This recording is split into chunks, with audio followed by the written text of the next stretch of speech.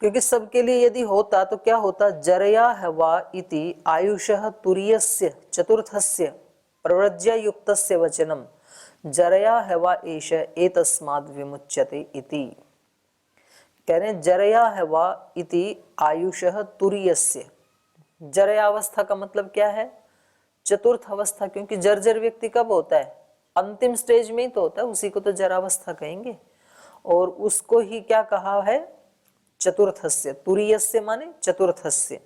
और वो क्या है, प्रव्रज्य युक्तस्य, प्रव्रज्य युक्तस्य वचनम जरया हवा एषः एतस्माद् विमुच्यते। और चतुर्थ आश्रम तो किसके लिए कहा है शास्त्रों में, प्रव्रज्या के लिए कहा है कि जो वो सन्यासी बन जाए और फिर इससे मुक्त हो जाए। प्रव्रज्य युक्तस्य वचनम जरया हवा एष एतस्माद् विमुच्यते इति। अब इसका अर्थ कर रहे हैं। आयुषः तुरीयम, तुरीयम माने चतुर्थम, प्रव्रज्या युक्तम जरा इति उच्यते। आयु का जो तुरीय भाग है अर्थात जो चतुर्थ भाग है, अर्थात जो प्रव्रज्या से युक्त होने का समय है, सन्यासी का जो समय है, उसको जरा इति उच्यते, उसको जरावस्था कहते हैं। तत्र ही प्रव्रज्या विधीयते, तो वो जो चतुर्थ पड़ाव है उसमें तो प्रव्रज्या का विधान है, सन्यासी होने का विधान है, कर्मकांड का तो विधान है ही नहीं उसमें शास्त्र में। तत्र ही प्रव्रज्या विधीयते अत्यंत जरा संयोगे जरया हवा इति अनर्थकम। और दूसरी बात यह है कि अत्यंत जरा संयोगे, अत्यंत जीर्ण हो गया व्यक्ति, जरा से युक्त हो गया। अगर जरा का अर्थ हम क्या लें, अत्यंत जीर्ण शीर्ण अवस्था, ये लें। अत्यंत जरा संयोगे जरया हवा इति अनर्थकम, तो फिर उसके लिए विधान करना तो निरर्थक हो गया, क्योंकि उसके तो हाथ पैर कंपते रहेंगे, तो वो कैसे कर्म कांड करेगा। तो उसके लिए तो विधान कर ही नहीं सकता है शास्त्र, और यदि उसके लिए करता है तो उसका ये वचन निरर्थक हो जाएगा। अशक्तो विमुच्यते इति एतत् अपि नोपपद्यते, क्योंकि जो अशक्त व्यक्ति है वो मुक्त हो जाता है, ऐसा भी वचन है ब्राह्मण ग्रंथ का। अशक्त माने जो करने में समर्थ नहीं है अब कर्म कांड, तो वो व्यक्ति इन अग्निहोत्र आदि से मुक्त हो जाता है, उसको कोई पाप नहीं लगेगा, ये भी वचन है। तो कह रहे हैं इससे भी ये पता चलता है कि जरा अवस्था वाले व्यक्ति के लिए ये विधान नहीं हो सकता, क्योंकि ब्राह्मण ग्रंथ का ही वचन क्या है, अशक्तो विमुच्यते इति एतत् अपि नोपपद्यते स्वयं।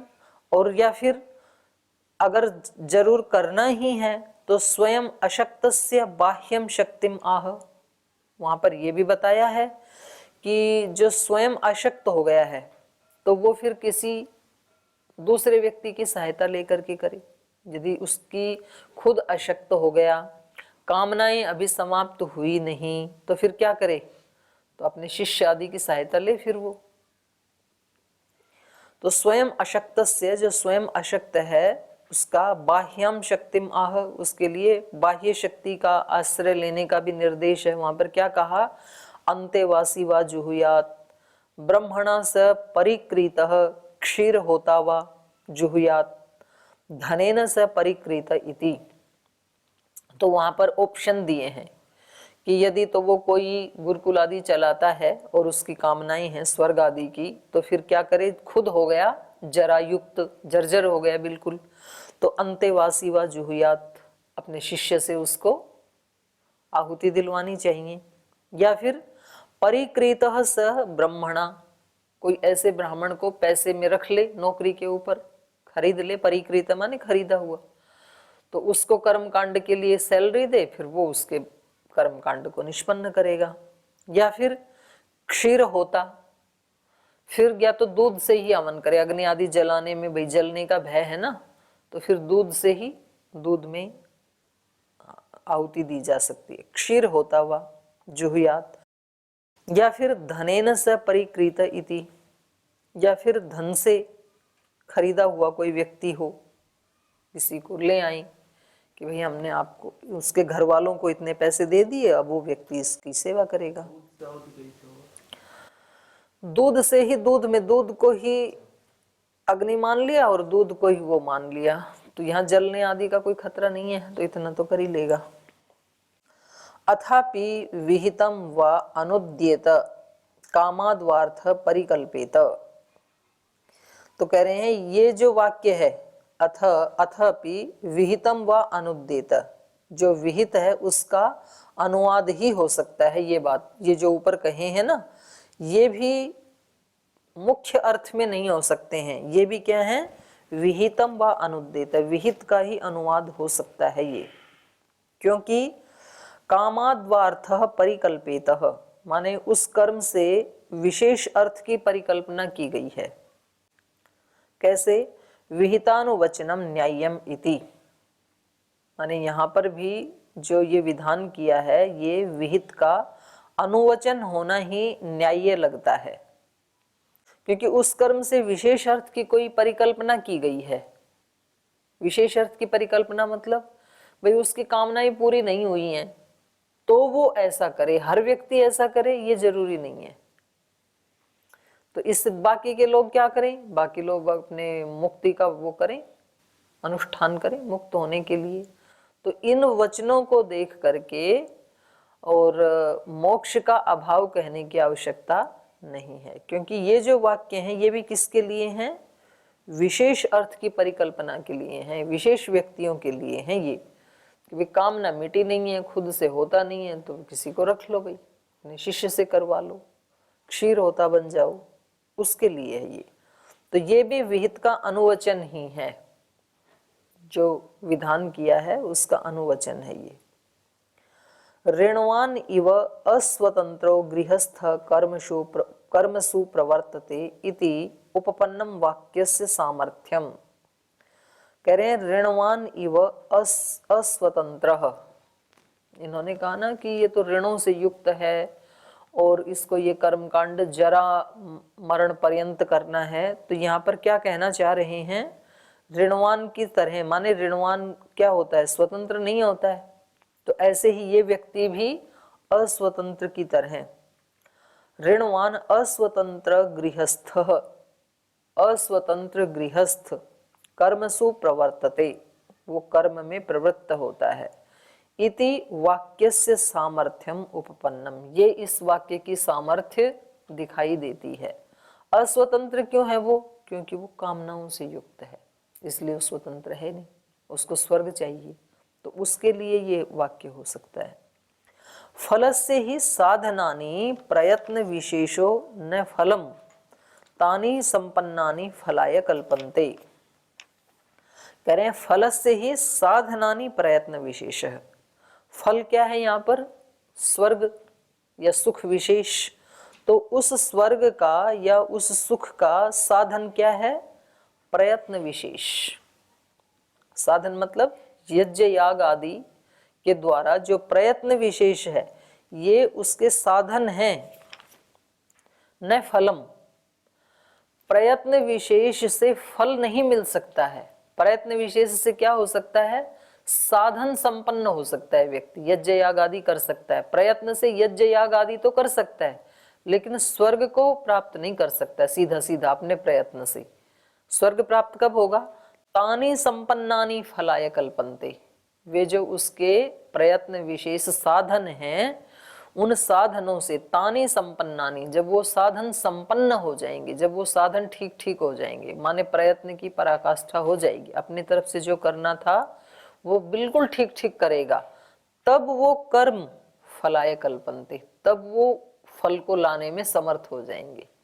तो व्यक्ति का अपना जो प्रयत्न है वो किसको उपपन्न कर सकता है, साधन को उपपन्न कर सकता है, फल को नहीं।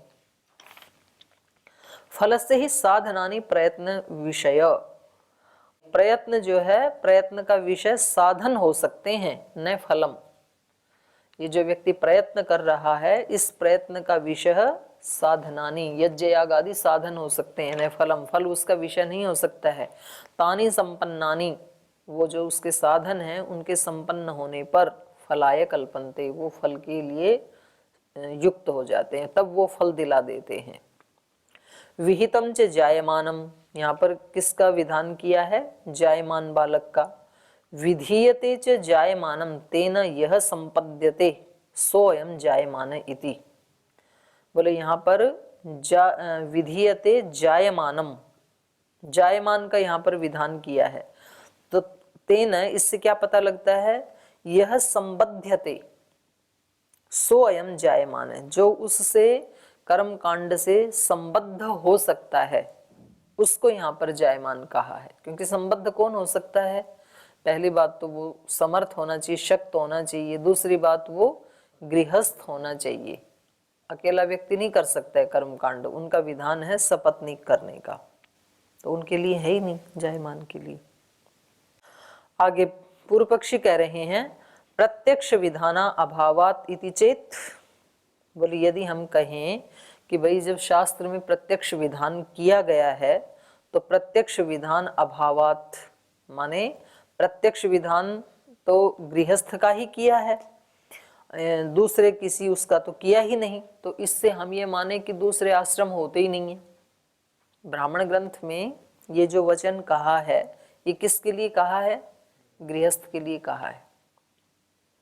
तो सबका गृहस्थी होना अनिवार्य है, क्योंकि शास्त्र में यदि ब्रह्मचर्य, वानप्रस्थ, संन्यास इनकी भी अनुमति होती तो उनका भी तो कुछ विधान किया जाता कि उनको क्या क्या करना चाहिए। उनका कोई जिक्र ही नहीं है ब्राह्मण ग्रंथों में, सब इनका कर्म कांड का ही जिक्र है। और कर्म कांड आप कह रहे हो कि केवल गृहस्थ ही कर सकता है, तो क्या हम ये माने कि एक ही आश्रम होता है? ऐसा हम माने तो दूसरे आश्रम होते ही नहीं है, और गृहस्थ को तो जरा मरण पर्यंत ये कर्मकांड ही करना है, इसलिए मुक्त हो ही नहीं सकता है प्राणी, ऐसा माने तो।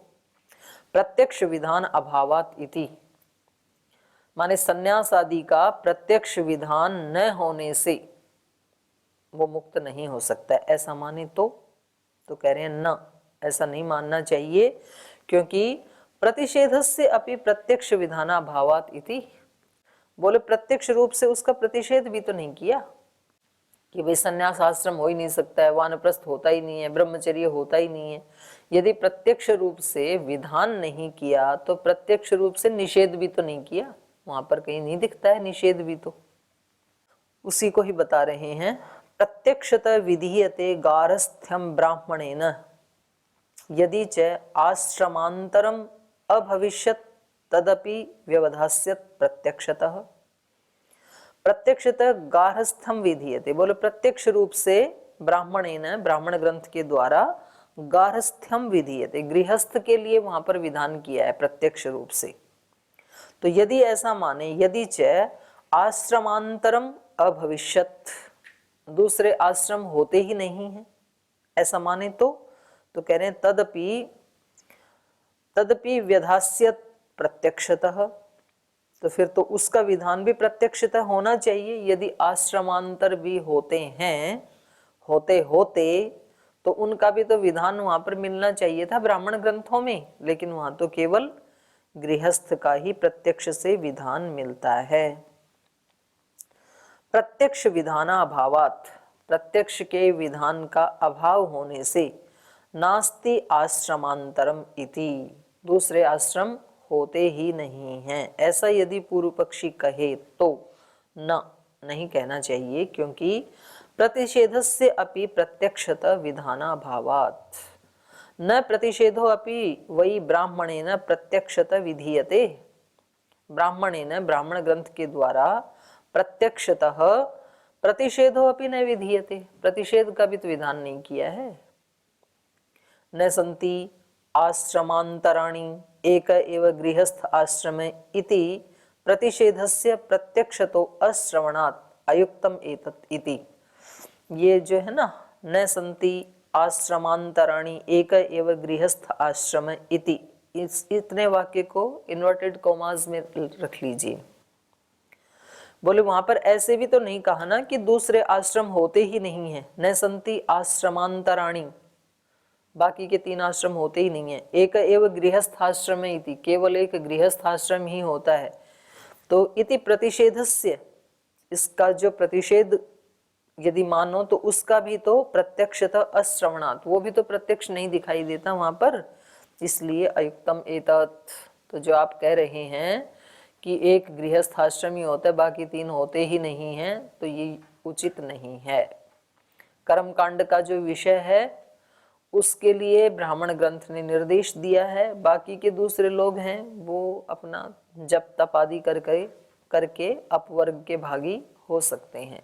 और ये गृहस्थ भी सब मरण पर्यंत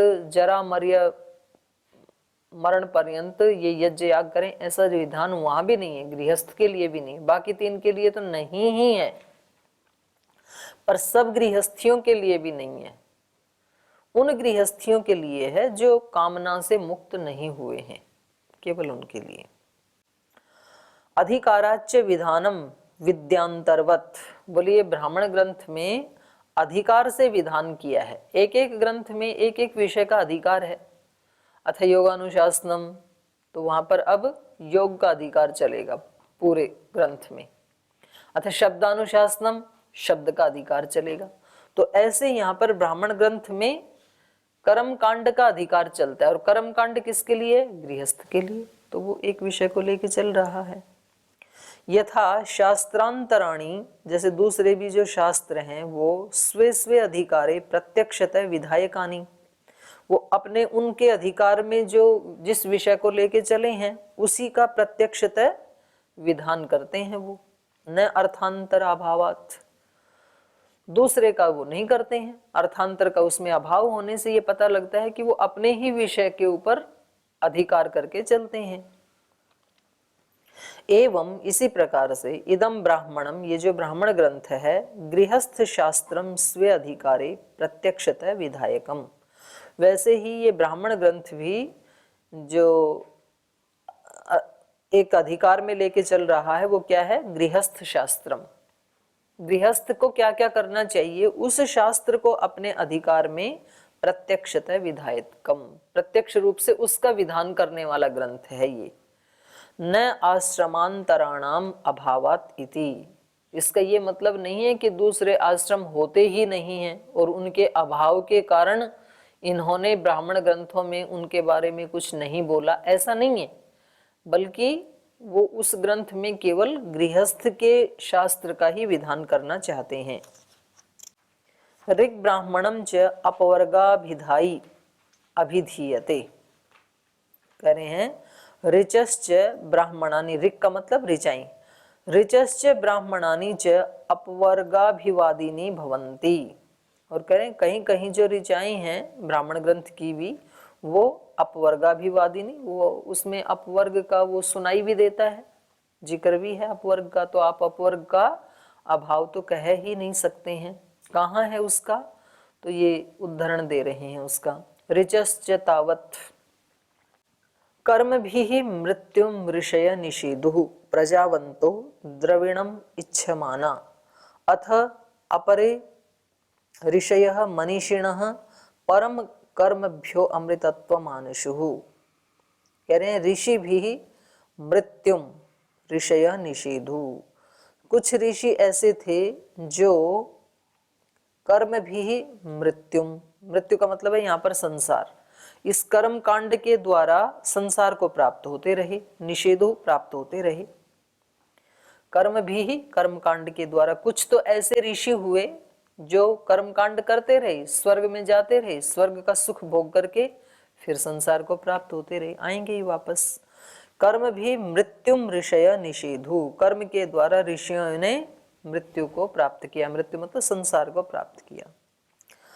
कैसे थे वो? प्रजावंतः द्रविणम इच्छमानः, वो प्रजाओं को चाहते थे, धन को चाहते थे, तो प्रजाओं को धन को चाहते हुए जो ऋषि कर्मकांड करते थे उन्होंने उस कर्मकांड के माध्यम से संसार को प्राप्त किया, उनको प्रजाएं भी मिली, उनको धन भी मिला, उनको स्वर्ग भी मिला, स्वर्ग के बाद पुनः संसार में आने को भी मिला, ऐसे भी ऋषि हैं। अथ अपरे ऋषयः, और कुछ दूसरे ऋषि भी हुए, वो कैसे थे? मनीषिणः, वो बड़े विद्वान थे, बड़े ज्ञानी थे, विवेकी थे। परम कर्मभ्यो अमृतत्व मानुषु, उन्होंने कर्मकांड के द्वारा नहीं बल्कि परम कर्मभ्यः, परम कर्म माने कर्मों से परे, अर्थात निष्काम कर्म आदि करके, परम कर्म करके अमृतत्व मानुषु, उन्होंने अमृतत्व को प्राप्त किया। तो वहां पर ये ब्राह्मण ग्रंथों में ही ये वाक्य मिलता है कि कुछ ऋषि ऐसे हुए जो धन संतान आदि चाहते थे, तो उन्होंने धन संतान स्वर्ग आदि को प्राप्त किया। और कुछ बहुत मनीषी ऋषि थे, उन्होंने ये सब नहीं चाहा, बल्कि उन्होंने इस कर्म कांड से ऊपर परम कर्म भ्यो निष्काम कर्म से उन्होंने अमृतत्व मानुषु, उन्होंने अमृतत्व को प्राप्त किया। तो अमृतत्व क्या है? मोक्ष ही है। तो अपवर्ग का अभाव कहाँ है? अपवर्ग का तो विधान है ब्राह्मण ग्रंथ में। इसी को खोल रहे हैं, आगे बता रहे हैं। न कर्मणा न प्रजया न धनेन त्यागेन एके अमृतत्व मानुषु। माने ना तो ये अमृतत्व कर्म से मिलता है, ना प्रजाओं से मिलता है, ना धन से मिलता है, बल्कि एक त्याग के द्वारा, इन सब का त्याग करने से अमृतत्व की प्राप्ति होती है। तो उन लोगों ने इन सब का त्याग किया और अमृतत्व को प्राप्त किया। परेण नाकम निहितम गुहायाम विभ्राजते यद यतयो विशन्ति वेदाहमेतं पुरुषं महान्तं आदित्यवर्णं तमसः परस्तात् तमेव विदित्वा अतिमृत्युमेति नान्य पंथा विद्यते अनाय। तो बोले उसके लिए वहां पर वाक्य मिलते हैं, परेण नाकम निहितम गुहायाम। परेण नाकम माने उस स्वर्ग से भी परे उन्होंने कहाँ प्रवेश किया? निहितम गुहायाम, जो उस गुहा में निहित है, छिपा हुआ है। विभ्राजते, जो प्रकाशित हो रहा है। यद यतयो विशन्ति, उस गुहा में ये यति जन, योगी जन प्रवेश करते हैं। तो वहां उन्होंने प्रवेश किया और वहां उस अमृतत्व को उन्होंने प्राप्त किया। ऐसे ही दूसरा उदाहरण मिलता है, वेदा हमेतम पुरुषम महांतम, मैं उस महान पुरुष को जानता हूं जो आदित्य वर्णम, जो ज्ञान स्वरूप है। तमसः परस्तात्, जो अज्ञान अंधकार से सर्वथा नितांत परे है।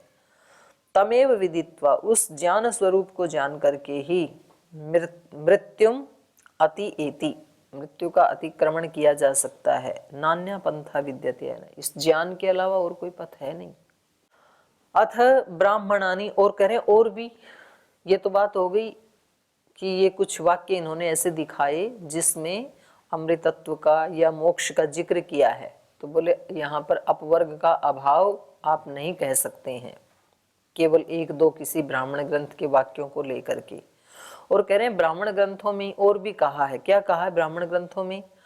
त्रयो धर्म स्कंधा, यज्ञ अध्ययनम दानम इति प्रथमा, तप इति द्वितीय, ब्रह्मचर्य आचार्य कुलवासी इति तृतीय, अत्यंतम आत्मानम आचार्य कुले अवसादयन सर्वे एव एते पुण्यलोका भवन्ति ब्रह्म संस्थो अमृतत्वम एति। तो ये देखो चारों वर्णों के लिए वर्णाश्रम धर्म की व्यवस्था यहाँ वात्स्यायन ऋषि ने भी बिल्कुल वैसे ही की है जैसे कि वेदांत दर्शन में की गई है। ब्राह्मण ग्रंथ का वचन लेकर के बता रहे हैं, त्रयो धर्म स्कंधा, तीन धर्म के स्कंद हैं, स्तंभ हैं। कौन कौन से? यज्ञ, अध्ययन और दान। इति प्रथमः, ये प्रथम आश्रम अर्थात गृहस्थ आश्रम के लिए। वहां भी गृहस्थ आश्रम को ही प्रथम माना है और यहाँ भी गृहस्थ को ही प्रथम आश्रम माना है। गृहस्थियों के लिए तीन चीजें करनी अनिवार्य हैं। ये तीन धर्म के स्कंद हैं, स्तंभ हैं। यज्ञ करना चाहिए, अध्ययन करना चाहिए और दान करना चाहिए। ये गृहस्थियों के लिए है। तप एव द्वितीय, और जो दूसरा आश्रम है अर्थात वानप्रस्थ, उनके लिए तप करो वो केवल, क्योंकि वो सब घर बार छोड़ के आई हैं तो अब उनके पास कुछ और तो है नहीं, तो वो केवल तप कर सकते हैं। ये हो गया दूसरा आश्रम वानप्रस्थ। और ब्रह्मचर्य, आचार्य कुलवासी, ब्रह्मचर्य व्रत की दीक्षा लेकर के जो आचार्य कुल का वासी है ब्रह्मचारी, तृतीय, वो तीसरा वर्णाश्रम धर्म है। चौथे के लिए तो कोई धर्म होता ही नहीं है सन्यासी के लिए, तो तीनों के लिए बता दिया। तो इस तीसरे वाले को, ब्रह्मचारी को और थोड़ा सा आगे बढ़ा रहे हैं। तृतीय, ये जो तीसरा आश्रम है ब्रह्मचर्य का, अत्यंतम आत्मानम आचार्य कुले अवसादयन, अपने आप को आचार्य के कुल में, अपने गुरु के कुल में अत्यंत अवसादयन, अत्यंत अपनी इच्छाओं को मारते हुए। अवसादयन का मतलब ये नहीं है अवसाद में रहते हुए, अवसादयन का मतलब है अपनी जो मनोवृत्तियां हैं, मनमाना जो आचरण व्यवहार है उसको मारते हुए। आचार्य कुले अवसादयन सर्वे एव एते, तो ये तीनों ही वर्णाश्रम अपने अपने वर्णाश्रम धर्म का पालन करते हुए पुण्य लोका भवंती, पुण्य लोक वाले हो जाते हैं, अर्थात ब्रह्म संस्थो अमृतत्वम एति, ब्रह्म में स्थित होकर के अमृतत्व को प्राप्त कर सकते हैं। माने ब्रह्मचारी भी ईश्वर का साक्षात्कार कर सकता है, मात्र किससे? अपने गुरु के अनुशासन में रहते हुए, अपने आचार्य के कुल में अपनी इच्छाओं को मारते हुए और अपने आचार्य के आदेश का या अनुशासन का पालन करते हुए ब्रह्म संस्थ हो सकता है, अमृतत्व को प्राप्त कर सकता है। और गृहस्थी व्यक्ति गृहस्थ में रहते हुए यदि वो यज्ञ करता है, अध्ययन करता है और दान करता है, तो वो इन तीन के द्वारा अमृतत्व को प्राप्त कर सकता है। और जो वानप्रस्थी है वो केवल तप करे, तो वो अपने तप से ही ब्रह्म संस्थ हो सकता है, अमृतत्व को प्राप्त कर सकता है।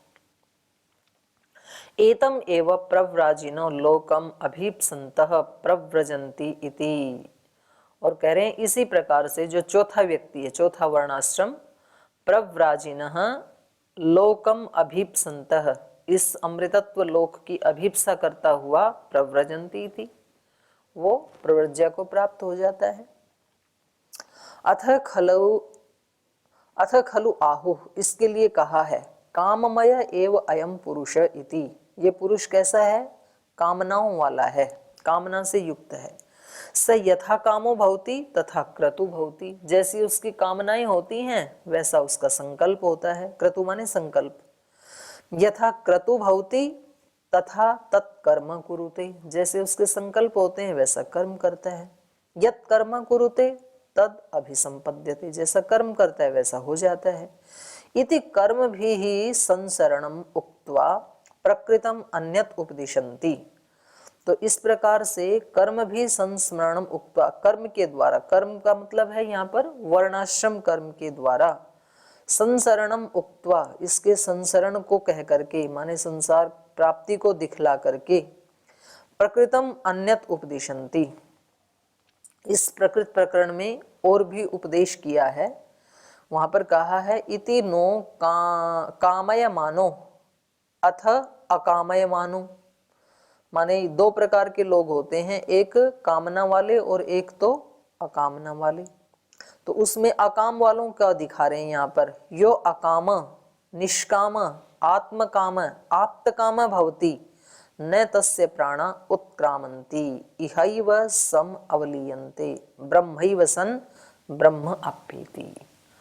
तो जो व्यक्ति निष्काम हो जाते हैं, आत्मकाम हो जाते हैं, आप्तकाम हो जाते हैं। आत्मकाम माने उनकी आत्मा ही बस कामना रहेगी, आत्मा मतलब परमात्मा, परमात्मा ही कामना बच गई और कोई कामना नहीं है। और आप्त काम है मतलब सब कामनाएं समाप्त हो गई हैं जिसकी, या पूर्ण हो गई हैं जिसकी। तस्य प्राणा न उत्क्रामन्ति, उनके प्राण आगे यात्रा नहीं करते हैं, मतलब यहीं रह जाते हैं। इहैव सम अवलीयन्ते, वो यहीं मूल प्रकृति में लीन हो जाते हैं। प्राण मतलब इंद्रियां, सूक्ष्म शरीर। और वो व्यक्ति ब्रह्मैव सन् ब्रह्म अप्येति, ब्रह्म होता हुआ ब्रह्म को प्राप्त कर लेता है। तो ये क्या है? ब्रह्म प्राप्ति का ही तो वचन है, तो इसलिए अपवर्ग का अभाव नहीं हो सकता है। तो आज यहीं समाप्त करते हैं।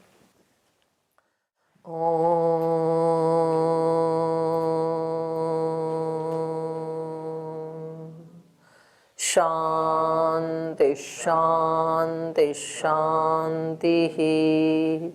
श्री गुरुभ्यो नमः।